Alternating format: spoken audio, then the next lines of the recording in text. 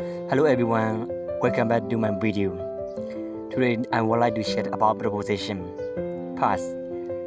what is proposition? Propositionဆိုတာဘာလဲ? What is proposition you? Proposition တွေကိုဘယ်နေရာမှာအသုံးပြရလဲ? ဒါနဲ့ပတ်သက်ပြီးတော့ဒီနေ့ sharing လုပ်ပေးမှာဖြစ်ပါတယ်. Proposition ဆိုတာမြန်မာလိုအနေနဲ့ we ဘက်လို့အဓိပ္ပာယ်ရပြီးတော့ဒီ proposition တွေကဆိုရင်ဘာတွေလဲ? ပြီးတော့ဒီ proposition ရဲ့နောက်မှာ we ဘက်ရဲ့နောက်မှာဘာတွေလိုက်လဲ? ဒီစမ်းကြည့်လိုက်မယ်ဆိုရင် im ဆိုတဲ့ဒီ proposition နောက်မှာ the part ဘန်းချန်ဆိုတဲ့ဒီနေရာလေးလိုက်တာတွေ့ရမယ်ဒါကြောင့် proposition ရဲ့နောက်မှာဆိုရင်နေရာလိုက်တာဖြစ်ပြီးတော့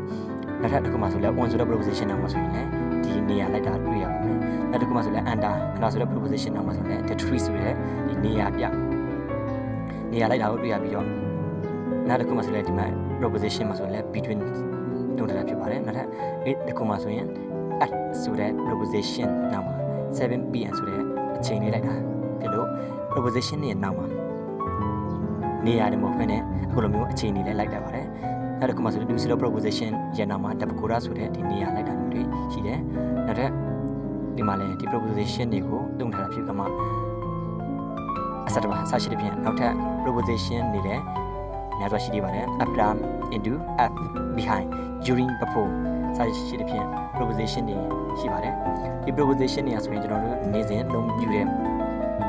စာရတဲ့ခါမှဖြစ်ဖြစ်ပြောတဲ့ခါမှဖြစ်ဖြစ်လိုအပ်တဲ့အရာတွေတခုဖြစ်ပြီးကမှမှန်ကန်စွာလုပ်တဲ့ဖို့လည်းလိုအပ်ပါတယ်အားလုံးကျေးဇူးများတင်